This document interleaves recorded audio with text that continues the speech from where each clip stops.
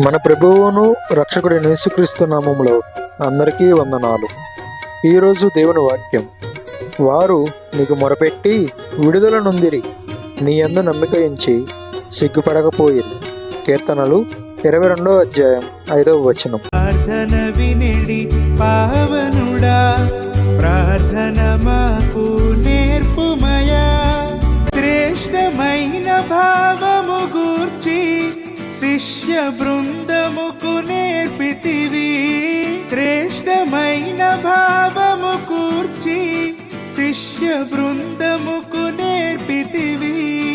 పరముడ నిన్ను ప్రణుతించదము, పరలోక ప్రార్థన నేర్పుమయా. ప్రార్థన వినిడి పావనుడా, ప్రార్థన మాకు నేర్పుమయా.